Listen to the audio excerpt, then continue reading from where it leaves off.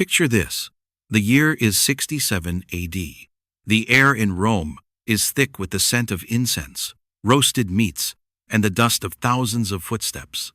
The marble pillars of the Forum glint under the Mediterranean sun, and the voices of merchants, senators, and slaves blend into a ceaseless hum.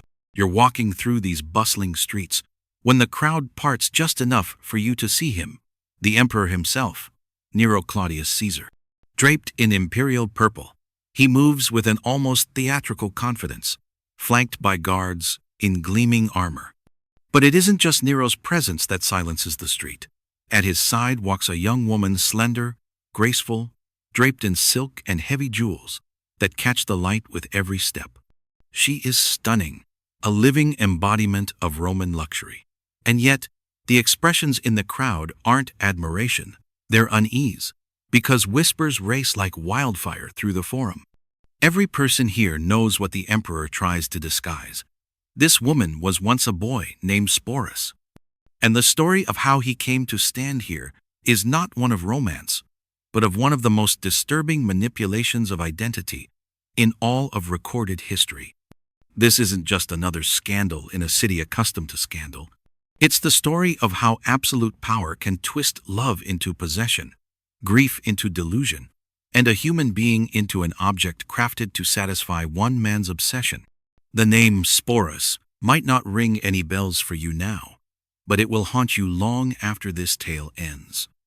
To understand how this tragedy began, we must start with the architect of it, Nero. Contrary to the image of a mad tyrant we hold today, Nero wasn't born cruel. When he took the throne at just 16 years old, in 54 AD, many Romans truly believed they were standing at the dawn of a golden age. The young emperor reduced taxes, sponsored games for the people, and even performed on stage something unheard of for an emperor, but wildly popular among the lower classes. He had charm, charisma, and the energy of youth. But in Rome, absolute power is a poison that works slowly at first, then all at once. By 65 AD, paranoia had settled deep in Nero's mind. The court of the Caesars was a snake pit of ambition, and he knew that behind every smile could be a dagger. The emperor was the most powerful man in an empire of 60 million people, yet he could not trust a single one of them to tell him no. Perhaps it was this isolation that began to erode his sanity, or perhaps it was the loss of the only person he believed truly matched him. Her name was Poppæa Sabina. She was the kind of woman poets struggled to capture in words: dazzling beauty, a voice like honey, and the ability to bend a room's attention with a single glance. But Poppæa's allure wasn't just physical. She had the political instinct of a general. She could flatter, threaten, and charm with surgical precision. In the dangerous game of Roman court politics, she was a master. When Nero met her, he was already married to Claudia Octavia, the daughter of the previous emperor Claudius. Octavia was dutiful, proper, and politically valuable, but she was quiet, reserved, and, to Nero, lifeless. Poppæa was her opposite in every way. Where Octavia avoided attention, Poppæa commanded it. Where Octavia's presence faded into the background, Poppæa's filled every space she entered. Their affair began as yet another scandal in a city that lived on scandal. But for Nero, it quickly became something far darker than infatuation. He wasn't simply in love with Poppæa, he was consumed by her. Ancient writers paint a picture of an emperor unable to bear even the idea of her absence, a man whose temper became lethal if another man's gaze lingered too long in her direction. This obsession changed Rome itself.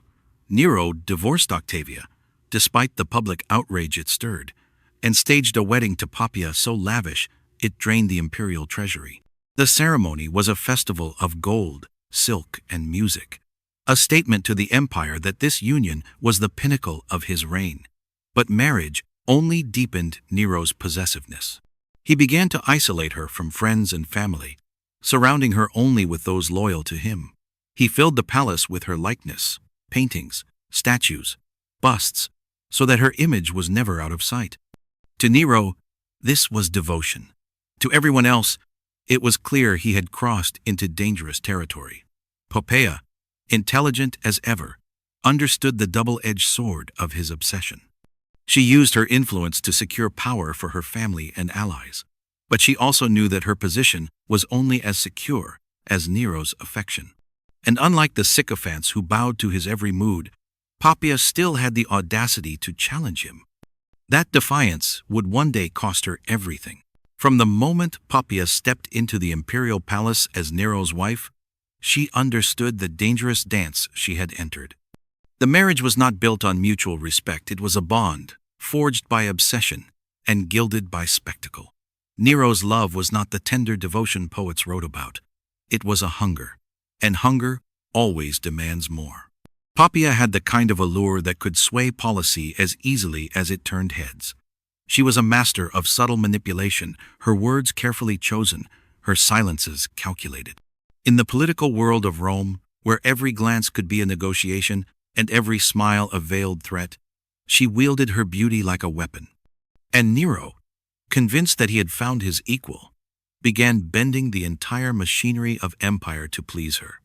Her influence over him was undeniable. Court officials noticed how often policy shifted after a private conversation between the two. Ambassadors who sought favor with the emperor learned quickly that gifts and flattery directed toward Poppæa often yielded quicker results than years of formal petitions. Nero rewarded her with treasures from the farthest reaches of the empire, pearls from the Persian Gulf, silks from the Han dynasty in China, and glassware so thin it seemed spun from frost. But Nero's obsession was more than generosity. It was control, disguised as adoration. He stationed guards around her constantly, claiming it was for her safety. In truth, they were his eyes and ears, ensuring she spoke to no one he had not approved. At public events, his hand was never far from hers, not as a gesture of affection, but as a reminder of ownership. The palace itself became a monument to her. Nero commissioned entire wings adorned with frescoes of Poppæa, in scenes drawn from mythology, sometimes as a goddess, sometimes as a victorious queen. Private gardens were planted with flowers she favored, their scents filling the night air so that even the wind seemed to carry her presence. And yet, beneath all the luxury, there was tension. Poppæa was not content to be a silent ornament. She had ambitions, and while she played the role of dutiful wife in public, in private, she was willing to push back against Nero's whims. She questioned his military decisions, challenged his indulgence in theater over statecraft, and even mocked his performances when they fell short of his inflated self-image. For any other man, these confrontations might have been the mark of a healthy marriage. For Nero, who had grown accustomed to universal agreement, they were an affront. His love for Poppæa was laced with volatility. Admiration could turn to fury in an instant. Ancient sources describe moments when this fury surfaced in public. A senator once remarked on Poppæa's beauty, and Nero's glare silenced the man mid-sentence.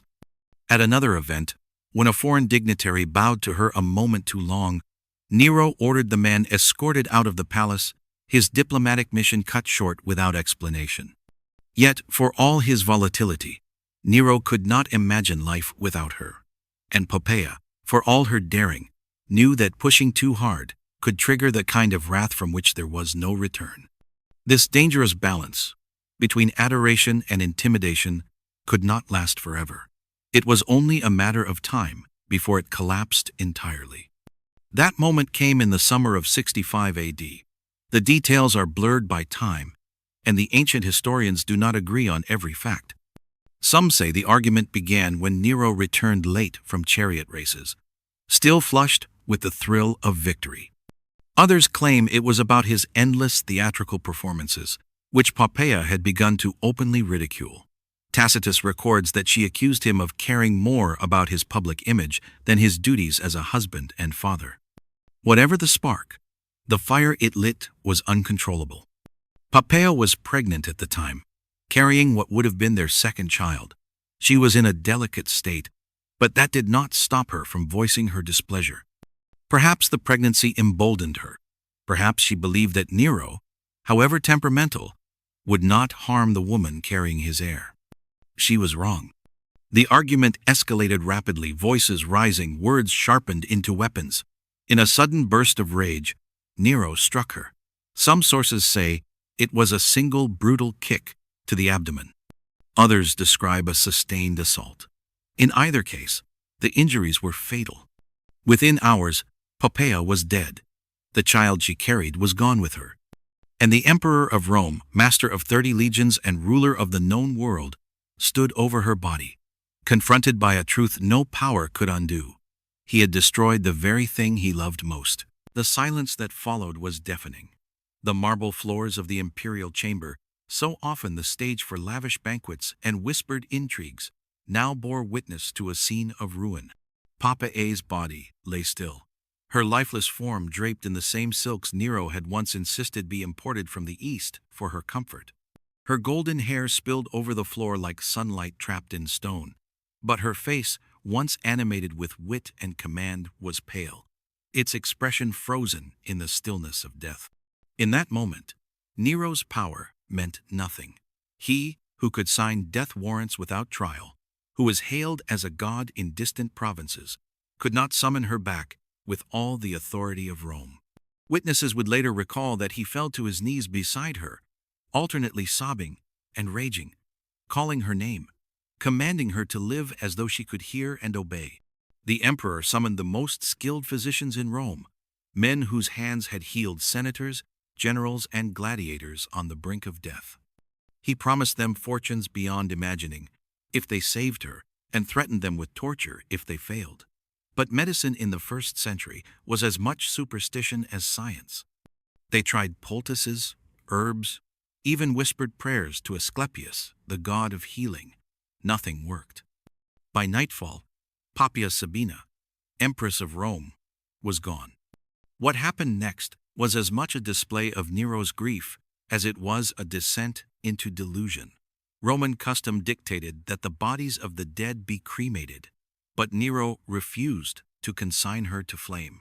Instead, he had her embalmed, a practice rare among Romans, borrowed from the Egyptians and placed in a marble tomb so elaborate it rivaled those of emperors past. This was not merely a burial.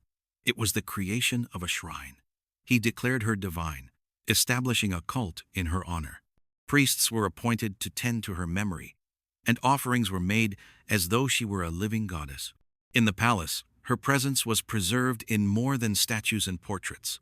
Her favorite chair remained empty at banquets, her rooms untouched, her personal servants kept on as though awaiting her return. The court quickly learned the rules of this strange new reality. To speak of her in the past tense was dangerous. Servants addressed her as though she might walk in at any moment. Any suggestion that Nero move on from his loss was met with swift exile, if not worse. The entire imperial household became an elaborate stage for the emperor's denial. It was in this atmosphere of gilded mourning that Sporus first entered the story. At the time, he was likely 14 or 15, a young freedman of the imperial household. Born into slavery within the palace walls, Sporus had been manumitted as a child, a mark of favor that came with both opportunity and danger. Freedmen of the imperial court often enjoyed privileges unimaginable to common citizens: education in literature, philosophy, and the arts, access to the emperor's inner circle, the chance to rise in influence. But these privileges came with complete dependence on imperial goodwill. For all his training in administration and court etiquette, what would seal Sporus's fate had nothing to do with skill or intelligence. It was his face. Multiple ancient sources agree that he bore a striking resemblance to the late empress, especially in the eyes and delicate structure of his features. In a society that believed physical resemblance could signal a kind of spiritual continuity, this was more than coincidence. It was almost supernatural. When Nero saw him for the first time after Poppæa's death, something in the emperor's grief-shattered mind shifted. Here, in this youth, was the possibility of undoing the irreversible, a living canvas on which he could repaint what he had destroyed. The only obstacle, at least in Nero's mind, was one of biology. Sporus was male. But to a man who had convinced himself he was a god, what was gender but another obstacle to be removed? It was here that grief crossed into calculated cruelty, and Sporus's life would be claimed by a nightmare he could not escape. If Nero's obsession had been merely sentimental, the story might have ended with Sporus becoming a favored attendant or an honored page in the court. But this was Nero Rome's most dangerous blend of vanity, grief, and unchecked power. To him, reality was pliable. The Senate could be cowed, history rewritten. The very city of Rome burned and rebuilt in his image. Why should death or nature stand in his way? The plan took shape in whispers. Behind the closed doors of the imperial palace, Sporus was summoned to private audiences more frequently. At first, he likely believed it was a sign of favor, a dangerous honor, but an honor nonetheless. He was given fine clothes, jewels, and access to the emperor's personal chambers. But these privileges were not gifts. They were preparations. Ancient writers, Suetonius, Cassius Dio, and others, record what happened next in tones that still carry shock across 2 millennia. Nero ordered that Sporus be castrated. The reasoning was both chilling and disturbingly methodical. Without the influence of male hormones, Sporus's body would retain the softness and delicacy of youth. Over time, the emperor believed he could be remade into the image of Poppæa, not just in manner and dress, but physically. It is impossible to know Sporus's thoughts in these moments. The sources are silent on his voice, his feelings, his protests if he dared make any. What we know is that once the decision was made, there was no recourse. In Rome, the body of a freedman was still not entirely his own if the emperor willed otherwise. The operation, brutal and without the mercy of modern medicine, was performed, and just like that, Sporus's fate was sealed. The transformation was swift and public. Sporus was dressed in Poppæa's gowns, draped in her pearls, and even painted with the cosmetics she had favored. He was taught her mannerisms, her way of speaking, perhaps even her intimate gestures known only to Nero. And then came the most grotesque step of all. Nero married him. It was no secret, no quiet palace arrangement. The wedding was a spectacle. Rome's elite attended, watching as the emperor, dressed in the regalia of a groom, placed a bridal veil over Sporus's head. The marriage rites were performed according to Roman custom, though in the eyes of the law, it was a fiction, since Roman marriage was only recognized between a man and a woman of citizen status. But the legality was irrelevant. The symbolism was everything. From that day forward, Sporus was addressed as Poppæa in court. He traveled at Nero's side in public, sat beside him at banquets, and was paraded through the streets in the imperial litter, just as the empress had been in life. The people of Rome, well accustomed to imperial scandals, whispered but did not resist. To openly mock the union was to court execution. Nero seemed convinced, or perhaps forced himself to believe, that in Sporus, Poppæa had been restored to him. The young freedman had become a living monument to the emperor's denial, a daily reminder that in Nero's world, not even death was allowed to have the last word. But behind the golden veil and the carefully painted face, Sporus was trapped. Whatever life he might have imagined for himself had been rewritten in service to a man whose grief was indistinguishable from madness. And as history would soon prove, life beside Nero was not just gilded, it was precarious. The true danger was not in becoming Poppæa. The danger was in what happened when Nero no longer needed her. Rome had always been a city that fed on rumor, but by 68 CE the whispers about Nero had turned into roars. The Senate, the generals, and the provinces were restless. The treasury was drained by spectacles, palaces, and endless vanity projects. His murder of his own mother, Agrippina, and the scandal of marrying Sporus were only part of the long list of crimes that turned the elite against him. Sporus remained at Nero's side as the storm gathered. Wherever the emperor went, Poppæa went too, seated beside him in the imperial litter, or at his right hand, at feasts where gold flowed like water and roasted peacocks were served under silver domes. But for all the luxury, there was the constant shadow of danger. Sporus had learned something that every favorite of a tyrant must learn. Proximity to power is also proximity to the blade. When the revolt of the governor Galba broke out, Nero's empire began to crumble like a marble statue left to rot in the rain. Legions that once swore loyalty to him now swore to his enemies.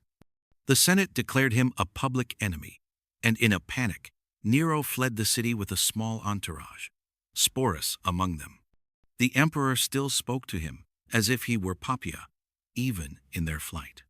One ancient source records Nero telling Sporus that, if capture was inevitable, they would both die together, perhaps even reenacting the death of a great lady in some twisted final performance. It is impossible to know whether Sporus was horrified or simply numb.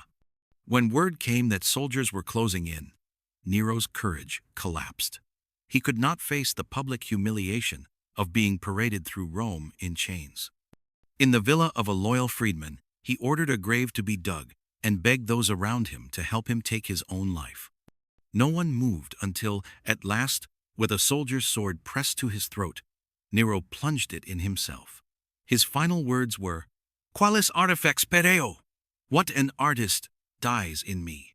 And so ended the reign of the man who had made Sporus into his living monument to Poppæa. But for Sporus, the nightmare was not over. In Rome, the death of an emperor did not mean freedom for those tied to his memory.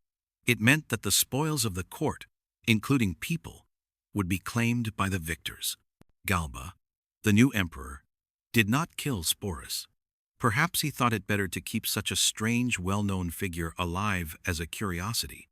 But before long, another man claimed him, Otho, a former friend of Nero's, and briefly also a husband to the real Poppæa, before Nero stole her.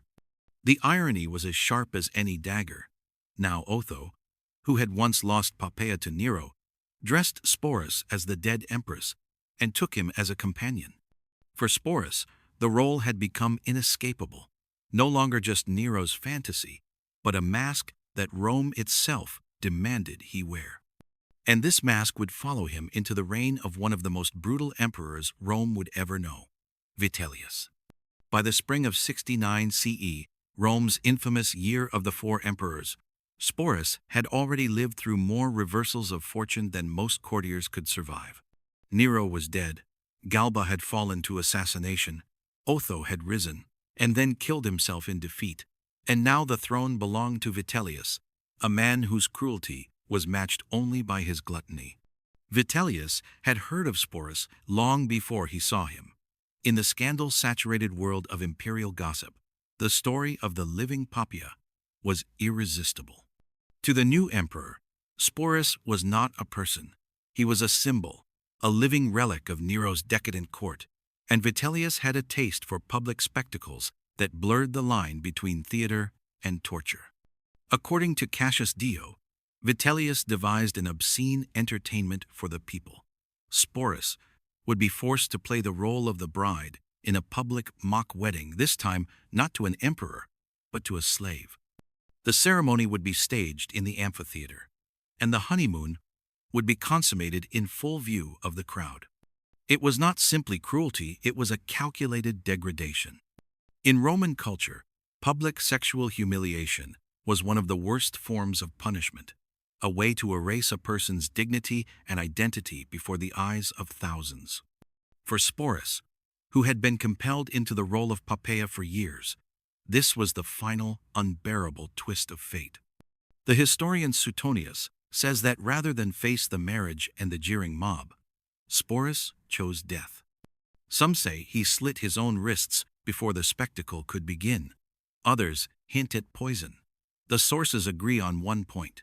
Sporus died before Vitellius could carry out his plan. And so, in the span of just a few years, Sporus had been a palace youth, the emperor's bride, the shadow of a murdered empress, a trophy passed between rulers, and finally, a man who chose death over one last performance. History remembers him almost entirely through the eyes of the men who possessed him. His own voice is lost. But between the lines of the ancient accounts, you can glimpse the outline of a human being trapped in the machinery of imperial Rome, where love was theater, marriage was politics, and identity could be rewritten by the will of an emperor's whim. When we strip away the scandal, the gossip, and the theatrical cruelty of Rome's imperial court, what remains of Sporus's story is something that has haunted historians for nearly 2 millennia. The life of a person whose identity was erased and rewritten by others again and again until they could no longer bear it.